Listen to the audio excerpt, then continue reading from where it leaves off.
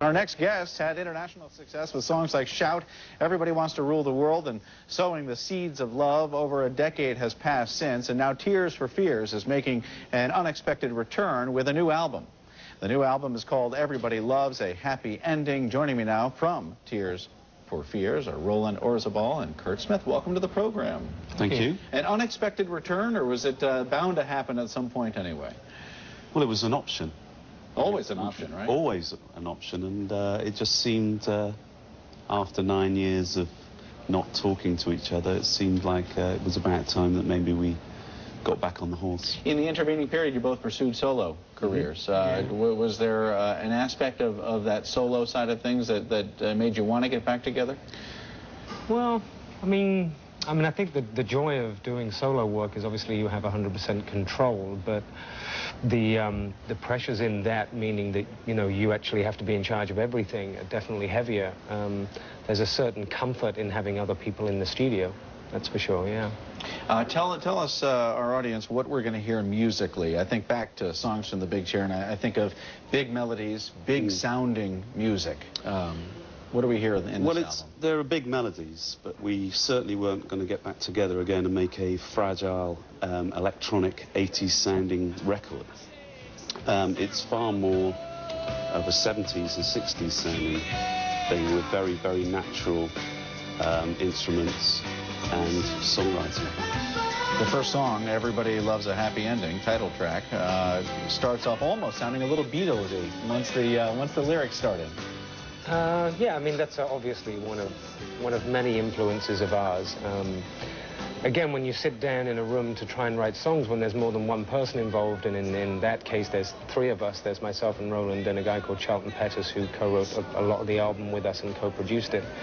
And obviously the things you have in common are the ones you gravitate towards, and the Beatles were one of those influences that we all had in common. Obviously there are a lot more influences during the course of the album, but that's obviously a strong one. Your fan base, my sense is still very much there, so they must be thrilled that you're back together again for this album. Will there be much of a tour in support of it? There'll be some touring, yes. I mean, we start, I think it's October 23rd in the US. We're touring for about 4 or 5 weeks, going to most major cities. Was the creative process easy once you came back together, or did it take some time to sort of... No, it was easy. It was? Yeah, I think it's all those years of writing songs has made the whole job just a joy, really. You guys have seen Donnie Darko. You know Gary Jules covered your song Mad World for the song. The film itself has become a bit of a cult following favorite out there. Were you pleased with his take on your song? Yeah, extremely pleased. Yeah, I mean, it's great when someone does it so well. You know, I mean, I think that a lot of the time you hear cover versions and you're not the biggest fans of that band or particularly the version they've done, but I think Gary and Michael Andrews really managed to make the song better, which was pretty amazing. Ruined it for us, of course. Ruined it? Yeah, well, now we have to perform it live, and we tried it, you know, in the old way. And slow it down a little bit? We did. We basically did. We slowed it down a lot. It was like, this sounds really fast to us. Why is that? You know. Oh, yeah, we've been listening to that other version. What do you make of where the music industry is today? We're just talking to Bruno about everything from, you know, Britney Spears and all the other various artists that are out trying to sell albums today. What do you make of where the industry as a whole is?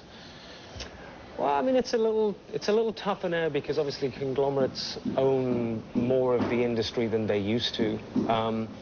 But musically, I feel it's pretty much the same as it's always been. I mean, it's really down to your personal taste. You know, for me, in whatever era you care to think about, a lot of music is, you know, I don't like particularly, but like about 20% I do. You know, a lot of it's disposable, but I think it's always been that way.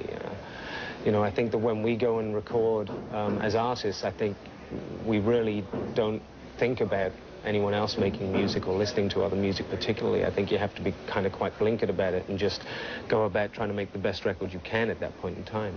Do you think the internet is the answer for distribution? I was on the iTunes website last night, seeing your entire catalog was there. No, it's fabulous. It certainly helps because there's more of a direct connection to your fans. And is that what you find also when you perform publicly? Is that you're able to, you're reaching them directly, but does that necessarily translate into selling albums? Well, certainly when you're playing live, it helps to have a response from an audience. You know, it can get a little bit jaded playing to yourself all the time. That's for playing sure. with us. Yeah, whichever one. But yeah, I mean, the online thing definitely makes everything a lot more direct. You know, I mean, you get to answer questions directly from fans and all that kind of stuff. So it certainly expands your horizons somewhat. The album is called Everybody Loves a Happy Ending. Kurt Smith and Roland Orzabal, thank you for being with us today. Thank you. Thank you. Tears for Fears. And if you don't own Songs from the Big Chair, go pick up that one as well.